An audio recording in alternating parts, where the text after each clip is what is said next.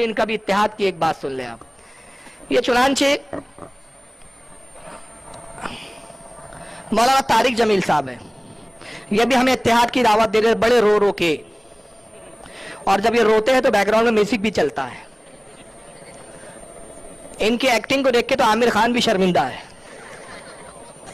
जब से आमिर खान इनसे सऊदी अरब में मिला है हज के मौके पे, अब तक शर्मिंदा है कि ताहिर साहब मैंने तो आपको गुरु मान लिया, आप कहाँ तबलीग में लगे हुए, फिल्मों में आइए, यहाँ पे ज्यादा आपका ब्राइट फ्यूचर होगा। लेकिन वो बहरहाल देखें, उनकी एक्टिंग देखें, बैकग्राउंड देखें, कैसे इमोशनल किया जाए लोगों को, कैसे इमोशनल करके बेवकूफ़ बनाया जाए। अगर ये हुनर किसी को सीखना है तो तारिक जमील, ताहिर बोल रहा हूँ मैं बार बार, तारिक जमील साहब से सुन लीजिए, देखिए कैसे बताते हो। एक काफिर है उतबा बिन अबी वक्कास, उसने एक तरफ से होकर पत्थर उठाया और आपको मारा जोर से। सहाबा की नजरें थी तलवारों पर, नेज़ों पर, तीरों पर, और पत्थर नजरों से निकल गया, लिहाजा वो उनके अंदर को चीरता हुआ जाकर मेरे नबी के मुंह पर जमा लगा, और अब सीधा पीछे ऐसे गए, पीछे यूं, पीछे खड्डा था, वो यहां गर्दन में लगा, किनारा था, बेहोश हो गए, दांत भी टूट गए, चेहरा भी खून हो गया, अब बेहोश होकर यूं गिर गए। साहबा ने समझा आप शहीद हो गए, तो सब ने ज़ारो कतार रोना शुरू कर दिया। थोड़ी देर के बाद आपको होश आया तो सहाबा ने अर्ज की, या रसूल अल्लाह, अब तो इनके लिए बद्दुआ फरमा दें, वो नबियों में रहमत लक़ब पाने वाला, मुरादें गरीबों की बरलाने वाला, गरीबों का वाली, यतीमों का मौला। तो अब तो हक था कि आप बद्दुआ करते। ये सामने उम्मत नहीं है, कातिल खड़े हैं, काफिर। आपने हाथ उठाए, सहाबा समझे कि हूं इन्होंने बेड़े बुट गए। अल्लाहुम्मा अग़फ़िर लिक़ौमी फ़इन्नहुम ला यअलमून, अल्लाह मेरी कौम को माफ कर, इन्हें मेरा पता कोई नहीं है। देखो मेरे भाइयों, जिसने काफिरों के साथ ये हमदर्दी के कत्ल करने वालों के लिए दुआ मांगी, तो मुसलमान होकर एक दूसरे को सलाम करना छोड़ चुके, एक दूसरे के पीछे नमाजें पढ़ना छोड़ चुके, एक दूसरे पर कुफर के फतवे लगा के बैठे हुए। मुझे बताओ तुम मेरे नबी के साथ क्या कर रहे?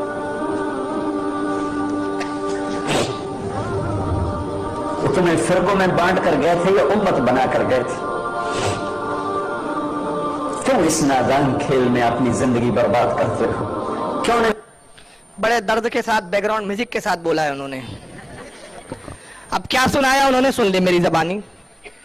कहते काफिर है, गज़वे उहद में उसने पत्थर मारा सरकार को, पेशानी पे लगा, पेशानी जख्मी हुई, रसूलुल्लाह पीछे की तरफ गिर पड़े, पेशानी भी जख्मी हुई, आपकी खून भी जारी हुआ। साहब इकराम अर्ज़ करते कि या रसूलुल्लाह इसके हक में दुआए हलाकत फरमा दीजिए। तो उन्होंने अपने हाथों को उठाया।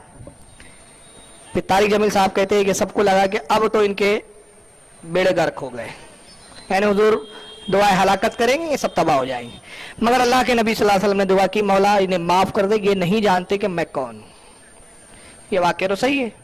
अब उस पर तबसरा कर रहे हैं हम, तो तबसरा करते हुए कहते हैं कि देखो नबी ने तो ऐसे काफिरों को भी माफ़ कर दिया, तुम एक दूसरे को सलाम नहीं करते। मतलब ये कहना ये चाहते कि हम हैं काफिर, तुम भी हमको सलाम कर लिया करो।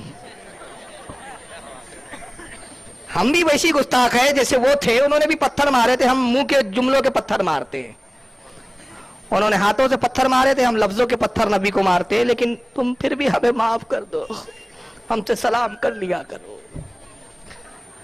समझ रहे, ये है इनका, ये इत्तेहाद का शक्ल सूरत है इनकी। तुम एक दूसरे को सलाम नहीं करते हो, एक दूसरे के पीछे नमाज नहीं पढ़ते हो। वो तुम्हें एक उम्मत बना के गए थे, तुम फिरकों में बढ़ गए। फिरकों में बटा कौन? हम भी तो कहते इसी पर गुफ्तगू कर लो कि फिरकों में बटा कौन, जिसने गरीब नवाज को छोड़ा वो, या जिसने गरीब नवाज को थाम के रखा है वो? फिरकों में बटा कौन है? जो अजमेर जाने को भी दर्द बोलता है उसने फिरका बनाया है, या जो अजमेर आज भी जाता है गरीब नवाज को थामे वो फिरका बनाने वाला है कौन? लेकिन जनाब ये दलीलें नहीं काम देने वाली। वजह यह है कि बेशक रसूलुल्लाह सल्लल्लाहु अलैहि वसल्लम की ये सीरत थी, सरकार का अखलाक था कि आप अपने दुश्मनों को भी माफ कर देते थे। वजह यह थी कि सरकार रहमत लिल आलमीन बन के तशरीफ लाए थे। मगर सहाबा की भी तो सीरत बताया करो कि सहाबा अपने आका के गुस्ताखों के साथ क्या करते थे। वो तो रहमत लिल आलमीन थे, हर सहाबी रहमत लिल आलमीन तो बन के नहीं आया था ना। अरे इसकी एक मिसाल दे रहा हूं, मेरा बाप बड़ा नर्म मिजाज है, मेरा बाप बड़ा खुश मिजाज है, माफ़ी कर देने वाला है। मेरे बाप के सामने कोई गाली बकता है मेरे सामने मेरे बाप को, तो मेरा बाप कहता है चल जा यार, चल माफ़ किया जा। ये मेरे बाप का बड़कपन है, लेकिन बहैसियत बेटा मेरी क्या जिम्मेदारी है? क्या ये कहूँगे हाँ बहुत अच्छा काम कर रहा है, देख अब्बा ने माफ़ कर दिया, 2-4 और बक दे तू? ये तो नहीं होगा ना। जो अच्छा बेटा होगा उसका मुंह नोच लेगा, कहेगा खबीस मेरी मौजूदगी में मेरे बाप को गाली बक रहा है। अरे मेरा बाप रहम करने वाला है, रहम दिल है, मेरे बाप का अखलाक बहुत बुलंद है, वो अपने बड़े बड़े खताकारों और गुस्ताखों को माफ कर देता है। लेकिन मैं अपने बाप की औलाद हूं, मेरे सामने अगर मेरे बाप की तौहीन करेगा मुंह नोच के रख दूंगा तेरा। ये है। आपने वो सीरत क्यों नहीं बताई? वो इसलिए नहीं बताई कि वो बता देंगे तो आपके फिरके की पोल खुल जाएंगी। आप रसूल ने, अच्छा रसूल तो इल्म गैब जानते थे, उन्होंने, सरकार ने ये भी कहा ना उसी वाक्य में तो मौजूद है कि अल्लाह ये नहीं जानते कि मैं कौन हूं, मगर इन्हीं की नस्लों में लोग मुझ पर ईमान लाएंगे। और वो हुआ। इन्हीं की औलादे ताइफ के बाजार में सरकार गए, क्या हदीसों में नहीं आया? रसूलुल्लाह ताइफ में गए, पत्थर मारे गए, जूतों में खून आ गया, जूते खून से सुर्ख हो गए, भर गए।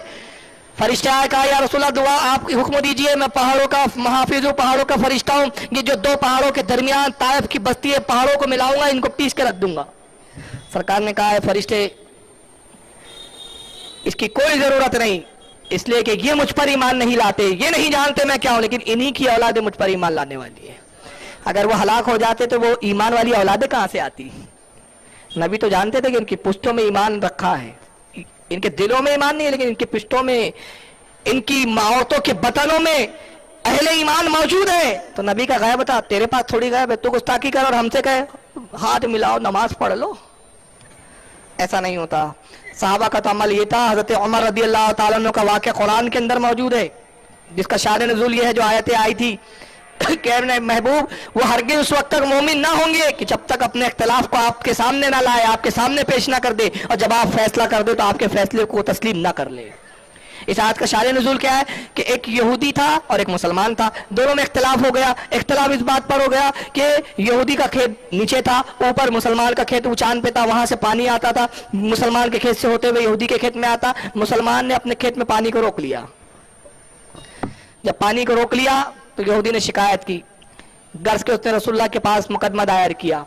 दोनों को बुलाया गया, उन्होंने दोनों की बात सुनी। सरकार ने मुसलमान के हक में फैसला कर दिया, कहा मुसलमान की ज़्यादती है, जब तेरे खेत सैराब हो जाए तो उसके लिए पानी छोड़ दिया कर। वो कहता है या रसूलुल्लाह वो खेतों से, मेरे खेतों से पानी आता है, मेरी मर्जी, मैं चाहूँ तो पानी आगे छोड़ूं, चाहे तो मैं पानी रोक दूं। हुजूर ने सख्ती की और फरमाया कि खबरदार, मैं जो तुझे कहता हूँ उस पर अमल कर, इसके लिए पानी छोड़ दे। वहां से खामोश हो निकलता है और यहूदी से कहता है कि मुझे रसूलुल्लाह का फैसला पसंद नहीं आया, चल उमर इब्ने खत्ताब से फैसला करवाते हैं। यहूदी ने कहा चलो कोई प्रॉब्लम नहीं है। पहुंचे, कहा कि उमर इब्ने खत्ताब हमारा फैसला कर दीजिए। तो यहूदी कहता है कि हुजूर जो भी फैसला करना है बिल्कुल कीजिए, मगर पहले एक बात सुन लीजिए, और बात यह है कि हम इससे पहले आपके नबी मोहम्मद सल्लल्लाहु अलैहि वसल्लम की बारगाह में हाजिर हो चुके हैं। कहा हुजूर ने क्या फैसला किया? कहा हुजूर ने मेरे हक में फैसला कर दिया है, लेकिन ये मानने के लिए तैयार नहीं। हज़रत उमर ने कहा ठहरो, अभी मैं फैसला करता हूँ। अंदर गए, तलवार लेकर बाहर आते हैं और उस बद्दीन का, उस मुनाफिक का सर काट दिया। कहा जो रसूल का फैसला ना माने, उमर का फैसला उसके बारे में ये है। यहां तो फैसला ना मानने पर साहबा का ये जलाल था। अब तू कह रहा नहीं नबी को पत्थर मारे, नबी ने माफ कर दिया, तो हम भी अगर गालियां बक दे, किताबों में लिख दे तुम माफ कर दो, ये बात नहीं हो सकती। उसी तकरीर का दूसरा हिस्सा सुने, उसमें एक मनसूख आयत से वो इस्तदलाल कर रहा है। आइए जरा सुनिए मनसूख आयत कौन सी है। वो मनसूख हुक्म है, वो आयत नहीं है। नबी तो गैरों को अपना बनाने आए थे, हमने अपनों को गैर बना दिया। जो नफरत की आग वहां भड़क रही है, यहां मत भड़काओ। जाओ मेरे देश में देखो कितने सर कट चुके, कितने सुहाग उजड़ गए, कितनी माएं बेआसरा हो गई, कितनी जवान बेटियों की मांग वीरान हो गई। क्या इसी का नाम इस्लाम है? इसी का नाम इश्क रसूल है?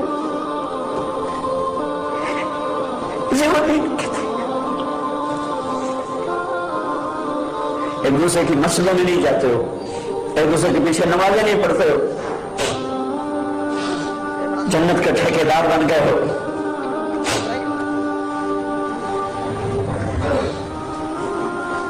मेरे नबी तो अब्दुल्ला बिन उबई का जनाजा पढ़ाने खड़े हो गए थे,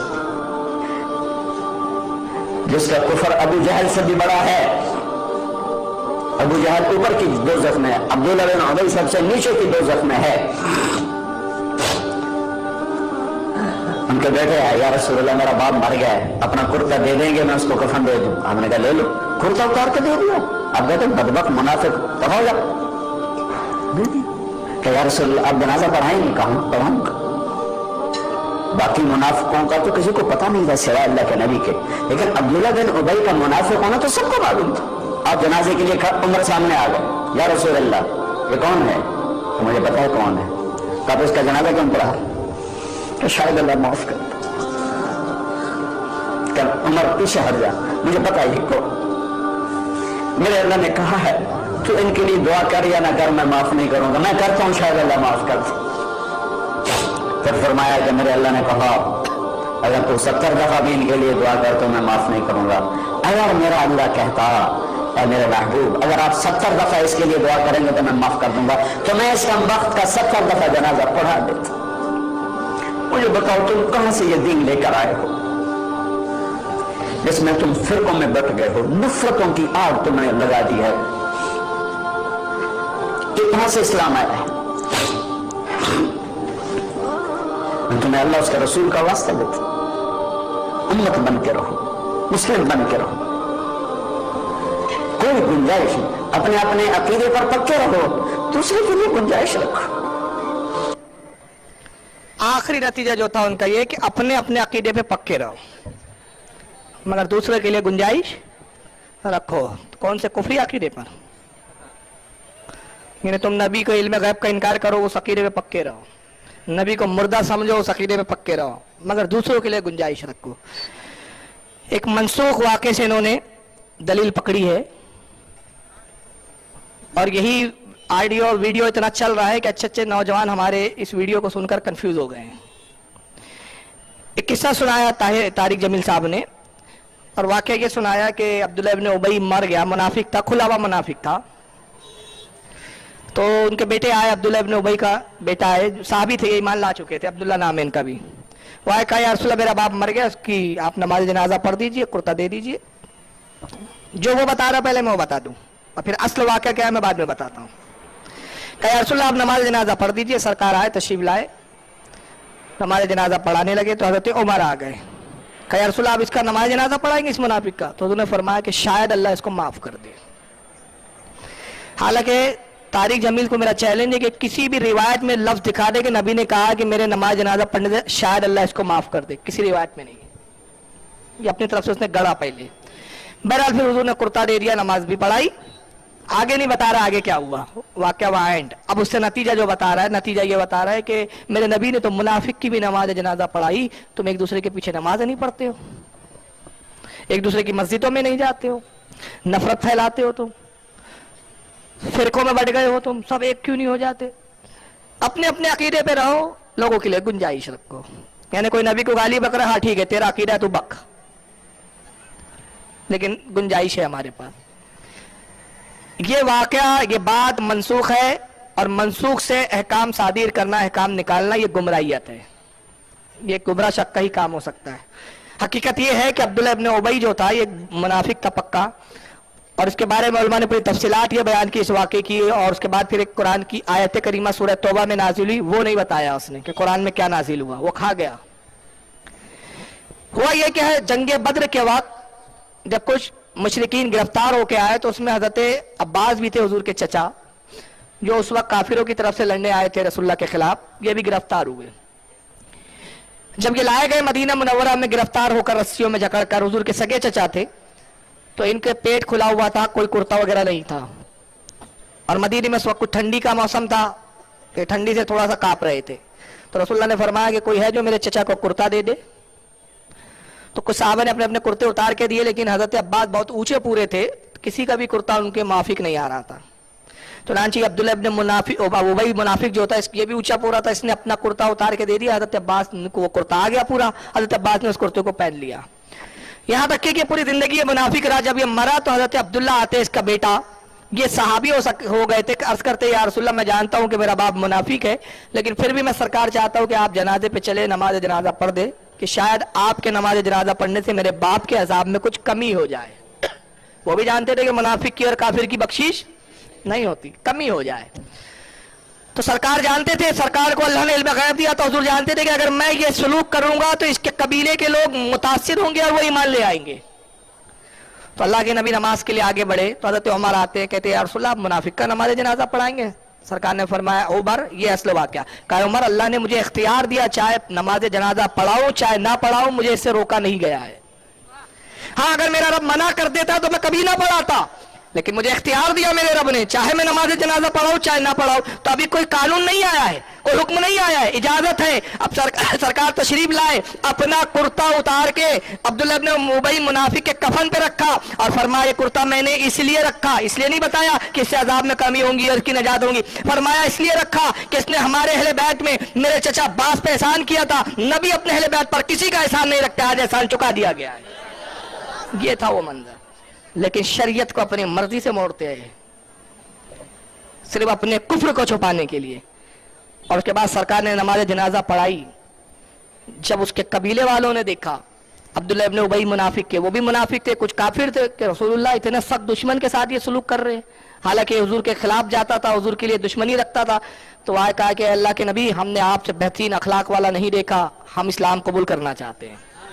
हजारों की आबादी इस्लाम में दाखिल हो गई। मगर उसके बाद कुरान करीम की पारा नंबर 10 सूरह तौबा आयत 38 नाजिल हुई और आयत 38 में अल्लाह ने अपने नबी को हुक्म दिया, वला तुसल्ली अला हादिम मिनहुम माता अबदा वला तकुम अला कब्रिही। ऐ महबूब, अब इसके बाद कोई मुनाफिक मर जाए तो आप उसकी जनाजे की नमाज हरगिज ना पढ़ना और ना उसकी कब्र पर कभी खड़े होना। ये कौन बताएगा? ये नहीं बता रहा है वो। अब मैं तो ये कह रहा है कि तुम एक दूसरों के पीछे नमाज नहीं पढ़ते, मेरे नबी ने मुनाफिक की जनाजा पढ़ाई। इस आयत के बाद अगर नबी ने किसी मुनाफिक की नमाज जनाजा पढ़ाई हो तो साबित करो मैं गुलामी करने के लिए तैयार हूं। इस आयत के बाद अबे जाहिल, जब हुक्म आ गया तो अब खत्म। ये तो ऐसी बात हुई कि एक शराब पीते बैठा है तारिक जमील। तारिक साहब शराब पीते हो? साहबा भी पीते थे। अबे जाहिल तब पीते रहे जब हुक्म नहीं था। जब हुक्म आ गया कि शराब उम्मुल खबाइस है, हराम कर दी, उसके बाद साहबा ने पीना छोड़ दिया, हराम हो गई। तो आप क्यों पी रहा है? अरे नबी ने उस वक्त जनाजा पढ़ाई जब हुक्म नहीं था, जब हुक्म आया उसके बाद कभी जिंदगी में नमाज जनाजा नहीं पढ़ाई, बल्कि उसके बाद किया। सुनना है आपको क्या किया उसके बाद? वो तेरा बाप बताएगा। अब मैं बताता हूं उसके बाद नबी ने क्या किया। हदीस सुन ले फिर। इमाम तबरानी ने माजुमुल औसत में इसको नकल किया है। मैं उनके अल्फाज पढ़ रहा हूं, फिर ये हदीस किन किन ने लिखी उसके हवाले तो मैं बाद में दूंगा। और इमाम तबरानी ने माजुमुल औसत जिल्द 1 सफा 242 हदीस नंबर 792 उसमें लिखते हैं कि हजरत अब्दुल्लाह इब्न अब्बास कहते हैं कि जब सूरह तौबा की आयतें नाजिल हुई और बहुत सारी उसमें आयतें थी, जिसमें एक जगह कहा कि महबूब आप मुनाफिकों से जंग कीजिए, उन पर सख्ती कीजिए, अब मुनाफिकों को ढील मत दीजिए। ये जब आयत आई तो कामा रसूलुल्लाह सल्लल्लाहु अलैहि वसल्लम, अल्लाह के नबी खड़े हुए, यौमा जुमतिन खतीबा, जुम्मे के खुतबे के लिए खड़े हुए। सरकार खुतबा देने खड़े होते जुम्मे के दिन। काल अल्लाह के नबी ने इरशाद फरमाया, कुम या फुला इब्ने फुला फखरुज फाइन्नका मुनाफिक। ये नहीं बता रहा है वो, एक दूसरे के पीछे नमाज नहीं पढ़ते। अबे देख हदीस क्या बता रही है, आयतें क्या बता रही है। सरकार खुतबे के लिए खड़े और कहा, ए फुला खड़े हो, चल बाहर निकाल, तो मुनाफिक है। फिर उसके बाद कहते हैं, उखरुज या फुला इब्ने फुला फाइन्नका मुनाफिक, ए फुला इब्ने फुला उठ, चल बाहर निकाल, मुनाफिक है तू। आज से हमारे पीछे नमाज भी मत पढ़ना, हमारी मस्जिद में दाखिला बांध, आज से मस्जिद नबवी में शक्ल भी मत दिखाना, चल निकाल, उखरुज फाइन्नका मुनाफिक, निकाल, फुला निकल, फुला निकल।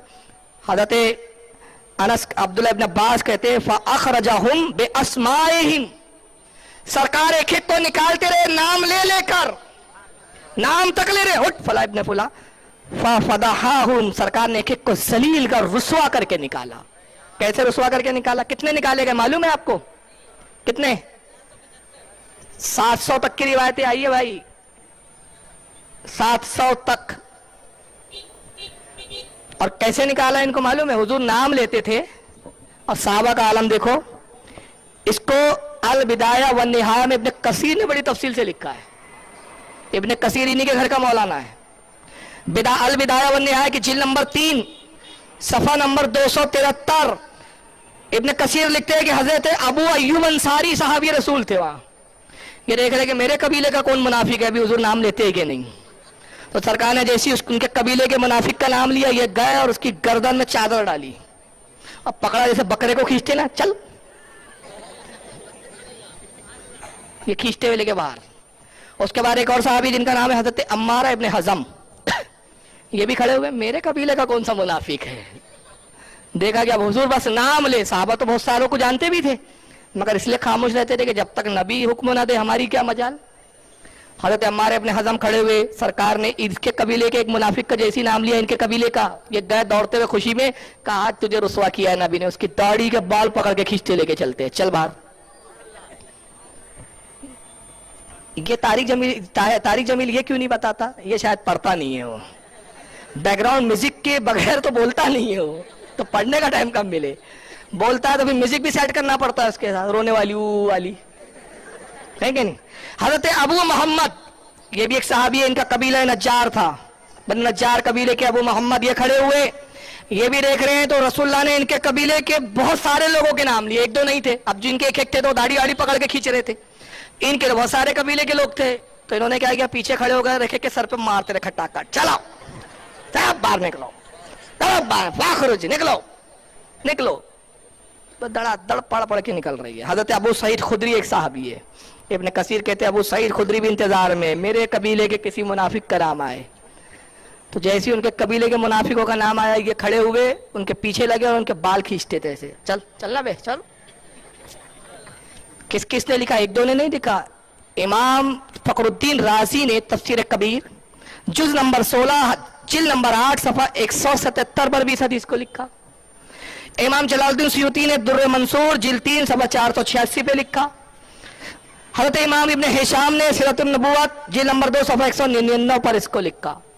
اس کو امام طبرانی نے بھی لکھا, تفسیر صاحب خازن نے بھی لکھا, متعدد علماء نے لکھا.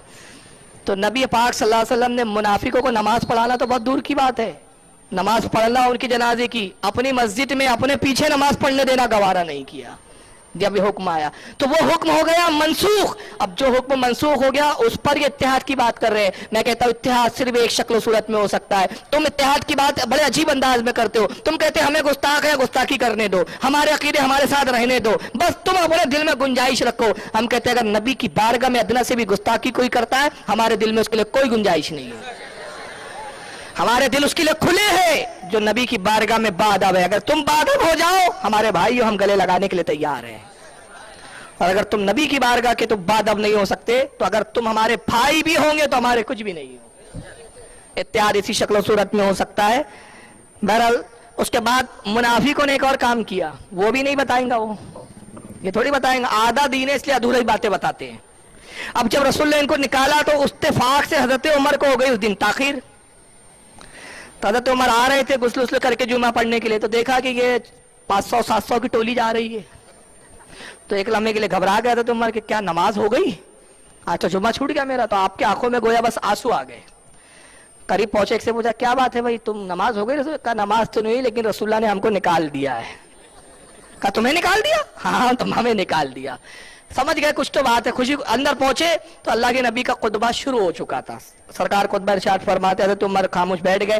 جب سرکار کا خطبہ ختم ہوا تو اپنے پاس والے صحابی سے پوچھتے کیا بات ہے کہ وہ نماز سے پہلے بھگا دیے گئے. کہا عمر خوشخبری ہو, جو تم چاہتے تھے وہ ہو گیا. حضرت عمر کی بڑی خواہش ہوتی تھی, بار بار کہتے رہے یا رسول اللہ کب نکالوں گے ان کو. کہا عمر جو تم چاہتے تھے وہ ہو گیا. کہا کیا مطلب؟ کہا تم کہتے تھے نا کہ یا رسول اللہ منافقوں کو کب نکالیں گے, آج اللہ نے اپنے نبی کو حکم دیا اور کہا ان پر دوہرا عذاب ہونے والا ہے. آج پہلے عذاب کی ابتدا ہو گئی. پہلا عذاب ہے کہ نبی نے رسوا کر کے نکالا, اور دوسرا عذاب ان قریب قبر میں دیکھنے والے ہیں. یہ نہیں بتائیں گا.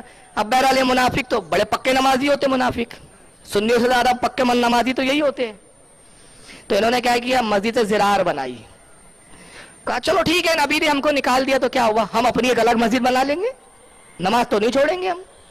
مسجد زرار بنائی. مسجد نبوی تو سیدھی سادی تھی, مٹی کی دیواریں تھیں, مٹی کی اینٹیں تھی, اور اس پہ کھجور کی چھالوں کی چھت تھی. انہوں نے جب مسجد بنائی بڑی خوبصورت بنائی, لکڑے کی نقاشی والی. اور جب مسجد تعمیر کر چکے تو رسول اللہ کی خدمت میں آتے, کہتے یا رسول اللہ آپ ہماری مسجد میں نماز پڑھ دیجئے تاکہ آپ کی نماز پڑھنے سے برکت آ جائے. تو نبی پاک نے فرمایا کہ میں اس وقت جہاد کے لیے جا رہا ہوں, اللہ نے جہاد کا حکم دیا ہے, واپس آؤں گا پھر دیکھا جائے گا.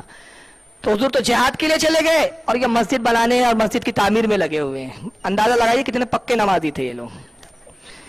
یعنی ہر دور کے منافق کی یہ نشانی رہی ہے کہ اس نے نماز لیا ہے, نبی کو چھوڑا ہے. اور ہر زمانے میں مومن کی نشانی رہی کہ نبی کے لیے نماز چھوڑی ہے. کیا مولا کائنات کو نہیں دیکھا کہ نماز چھوڑ دی لیکن نبی کو نہیں چھوڑا؟ تو جب نبی کو پکڑا تو نبی نے نماز بھی لوٹا کر دی ہے نا. مقام صحابہ میں سورج پلٹایا تھا تو انہوں نے نماز کو نہیں چھوڑا, نبی کو چھوڑ دیا. نبی کے ساتھ جہاد کرنے نہیں جا رہے, مسجد تعمیر کر رہے ہیں. اب مسجد تعمیر ہو گئی, بہرحال سرکار جہاد سے واپس بھی آ گئے. پھر آئے کہا یا رسول اللہ چلیے نماز پڑھ دیجئے. تو قرآن قریب کی آیت قریبا نازل ہوئی, سورہ توبہ کی مفہوم آیت یہ تھا, اللہ فرماتا ہے محبوب اب اس مسجد میں آپ ہرگز کھڑے نہ ہونا جس کی بنیاد پہلے ہی دن سے فتنے پر رکھی گئی ہے. یعنی نبی اللہ نے یہاں بتایا کہ ہر مسجد مسجد نہیں ہوتی, بعض مساجدیں وہ ہوتی جو فتنہ ہوتی ہے, فتنوں کے اڈے بھی ہوتی ہے مسجد. کہا آپ اس مسجد میں نہ کھڑے ہو جو اس کی بنیاد فتنے پر ہے, آپ کے لیے وہی مسجد بہتر ہے جس کی بنیاد تقوی اور پرہیزگاری پہ رکھی گئی, یعنی مسجد نبوی شریف اور مسجد قباء. کہا آپ اسی میں ٹھہرے رہیں. اللہ کے نبی پر جب یہ آیتیں نازل ہوئی, سرکار نے جلال میں فرمایا کون ہے جو اس مسجد سے زرار کو اٹھا دیا, تباہ کر دے. صحابہ کرام کھڑے ہوئے, یا رسول اللہ ہم حاضر ہیں, جاؤ مسجد کو توڑ دو. قرآن نے بھی اس کو مسجد کا مسجد زرار نام دیا. تو کسی کا نام مسجد رکھنے سے مسجد نہیں ہو جاتا. بہت سی نام کی تو مسجد ہوتا ہے لیکن حکم میں زرار کی ہوتی ہے. وہ صحابہ گئے, توڑ دیا, اٹھا دیا. اللہ کے نبی کو خبر دی گئی سرکار ہم نے مسجد کو توڑ دیا ہے. سرکار تشریف لائے, فرمایا اس کے کھنڈرات کو بھی باقی نہ رکھا جائے, آگ لگا دو. آگ لگا دی گئی, نام و نشان بھی نہیں ہونا اس کا. اور اس جگہ پہ کوئی چیز تعمیر نہیں کی گئی, کبھی گھیر دیا گیا تھا اس جگہ کو. رسول اللہ سے لے کر یہاں تک کہ آج سے چند سالوں پہلے تک ترکی حکومت تک وہ جگہ ویسی رہی. ایک بورڈ لگا رہا کہ یہ وہ جگہ ہے جہاں منافقین کی مسجد زرار تھی, جس کو قرآن نے فتنے کی جگہ کہا. تعجب ہے دیکھیں, جب سعودیہ میں 1924 میں انہوں نے قبضہ کیا آل سعود نے, تو 1924 میں 700 مسجدوں کو شہید کیا انہوں نے. 700 مسجدوں کو کیوں شہید کیا؟ کہا اس لیے شہید کیا گیا کہ مسجدیں اس بنیادوں پہ بنی تھی کہ رسول اللہ کہیں تشریف فرما ہو گئے, عقیدت مندوں نے وہاں ایک مسجد بنا دی. کسی صحابی نے کہیں قیام کر لیا, عقیدت مندوں نے وہاں مسجد بنا لی. کہا کہ صاحب یہ غیر اللہ کی طرف منسوب کر کے تبرک حاصل کرنے کے لیے, برکت حاصل کرنے کے لیے مسجدیں بنائی گئی. ان مسجدوں میں نماز پڑھنا جائز نہیں. انہوں نے ایسی 700 مسجدوں کو عرب میں توڑ دیا, مگر وہ مسجد, وہ جگہ جس کو قرآن نے فتنے کی جگہ کہا تھا, وہاں ان نجد کی اولادوں نے مسجد نور تعمیر کر دی. آج وہ مسجد نور کے نام سے موجود ہے وہی جگہ پہ. آپ اندازہ لگائیے کہ کس صورت میں, کیا ایسی صورت میں ان کے ساتھ اتحاد کی کوئی صورت بن سکتی ہے؟